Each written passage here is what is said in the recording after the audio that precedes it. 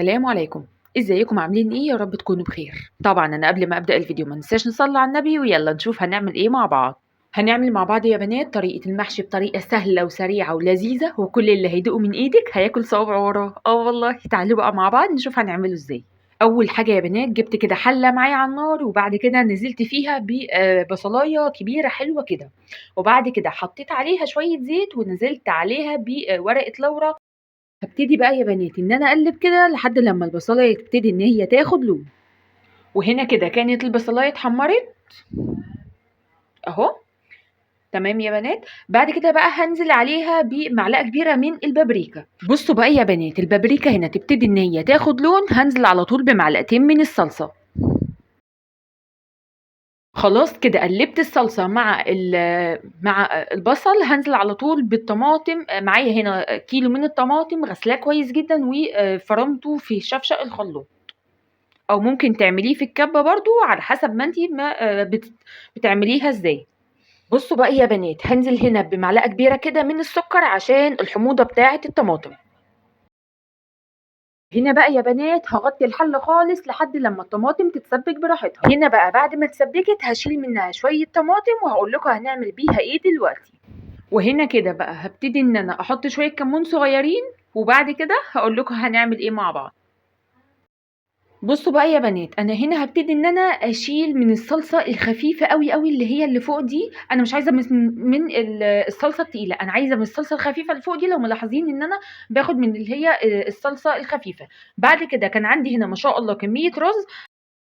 بُصّوا بقى يا بنات، هابتدي كده إن أنا أحُط الرُز على الصلصة، وهابدأ بقى إن أنا أقلِّب لحد لمّا المَيّة هتطير خالص من بُصّوا بقى يا بنات، هتبتدوا كده أول ما تحطّوا الرُز على الصلصة هنغطّيها من 5 ل7 دقايق بالضبط، أو ممكن 10 دقايق، وطبعًا هنبقى مهدّيين النار تحتيه خالص. بُصّوا بقى يا بنات، هنا الرُز كده بعد ما يا دوبك المَيّة بتاعته طارت. معايا هنا الخضرة بتاعة المحشي، يعني معايا ب10 جنيه خضرة. هاجيب إيه، هاجيب ب5 جنيه كزبرة وب5 جنيه شبت. عايزة تجيبي كزبرة بس ماشي، عايزة تجيبي شبت بس ماشي، عايزة أصلًا تحطّي بقدونس طبعًا كل الخضرة بتبقى تمام. بعد كده هابتدي بقى إن أنا أحطّها على الرز، وحطيت كده بصلاية كبيرة متقطّعة، وبعد كده نزلت عليها طماطمتين ناشفين كده مقطّعاهم برضه مكعبات صغيّرة، ونزلت عليهم بشوية زيت حلوين كده عشان طبعًا يدّيني فلفلة للرز. وبعد كده بقى نزلت هنا بشوية ملح. هاضبّط يعني الملح بتاعي. وبعد كده نزلت هنا بمعلقة كمون ومعلقة كزبرة ومعلقة شطة ومعلقة بابريكا برضه ما ننساهاش، عشان هتدّيكِ هتودّي المحشي يعني هتودّي اللون في حتّة تالتة خالص. وهنا نزلت أهو بالشطة. وبعد كده معايا برضه معلقة صغيّرة من السُكّر، وما تستغربوش يا بنات، السُكّر هنا مش هيبان تمامًا، بس عشان يضبط لي الطعم. وهنا كده هابتدي بقى إن أنا أقلِّب. ما شاء الله يا بنات، لو عملتوا المحشي بالطريقة دي والله يا بنات المحشي معاكم هيبقى في حتّة تانية خالص بجد، وريحته هتجيب آخر الشارع كمان. هابتدي بقى هنا بعد ما خلّصته هاحطه كده في صينية تاني. وبُصّوا بقى يا بنات، في نفس الحلة اللي إحنا عملنا فيها المحشي هي بالضبط اللي أنا هالِف فيها، هاحط فيها صوابع المحشي.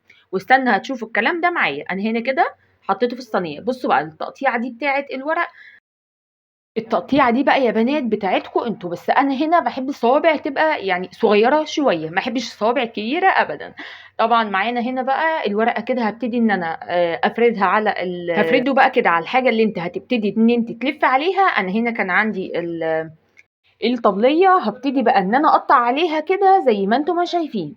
وهنا بقى ما شاء الله بعد ما قطّعت الكمية معايا كلّها، بُصّوا بقى يا بنات العصيان دي أو اللي هي العروق دي أو زي ما بتسموها يعني، أنا مش هارميها، هابتدي إن أنا أقطّعها كده مكعبات صغيّرة وهاحطّها في يعني زي أرضية كده المحشي.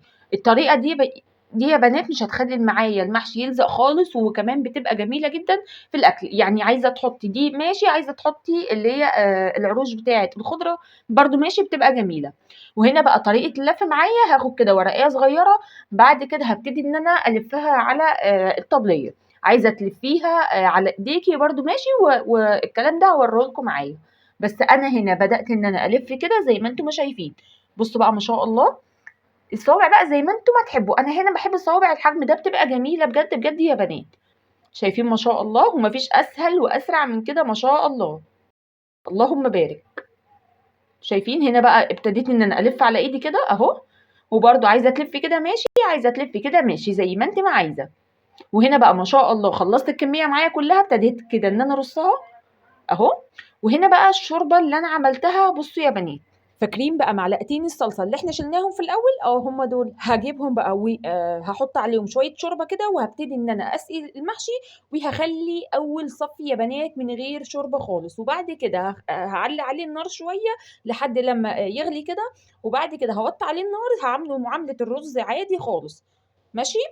ما ننساش بقى نصلي على النبي، يلا كده صلوا على النبي في الكومنتات. ولحد هنا يكون الفيديو بتاعنا خلص. ما ننساش بقى اللايك الجميل والاشتراك الأجمل عشان يوصل لك كل جديد من بيت العز. والسلام عليكم ورحمة الله.